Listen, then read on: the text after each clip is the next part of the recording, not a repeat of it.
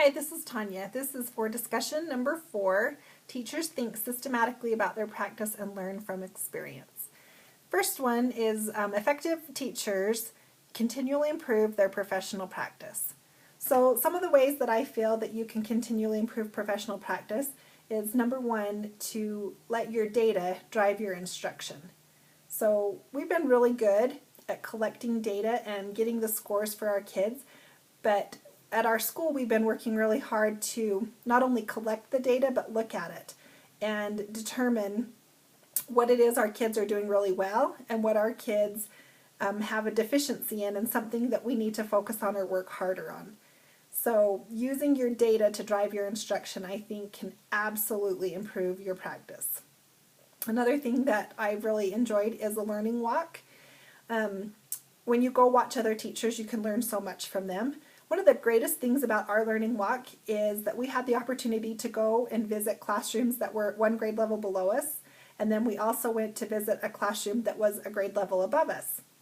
So I teach first grade, and we went into the kindergarten, and it was fun to watch them and pick out some of the things that they're doing. And then, like, if I heard a little song or I saw the way that a teacher taught something, then I can bring that back up to my kids and say, remember the song that you learned about money?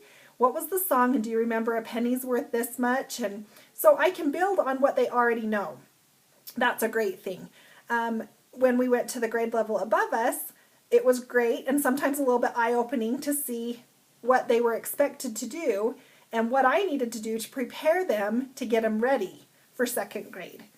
It's really important that they have their math facts very solid because they jump right in and move on, or the writing level that they were expected to do, so that I could see what I could do to help prepare them for what they would need for second grade. So I thought the learning walks were great, and I really loved going to the grade levels above and below. Professional development. Always. There's so many things out there, so many ideas and things that we can implement into our classrooms. I've had great experiences. Sometimes I'm a little overwhelmed and have a hard time implementing everything or can't find a way to make what they were doing work for me. But the great thing about being a teacher is that you can tweak it and make it your own and make it fit your personality and your class. So you can get ideas and then you can decide how much of it to use and take the parts that work for you.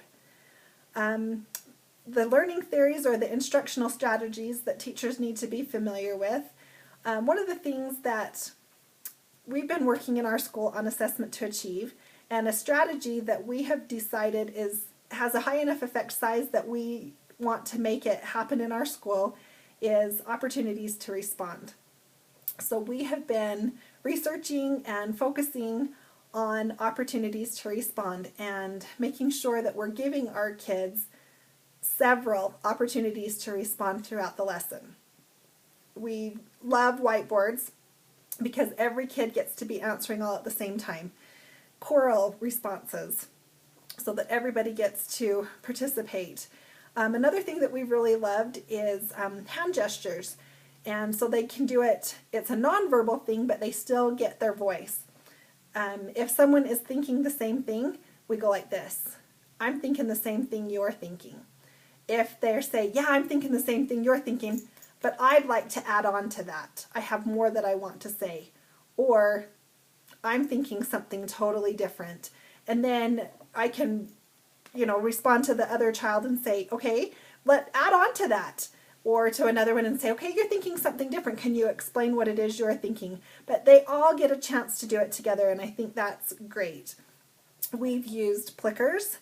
We've used so many different things. It's been fun to see the things that different teachers come up with.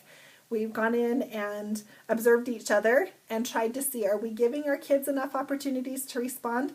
We want to have less teacher talk and more time that the kids are talking. Pair share, working together collaboratively and making a difference.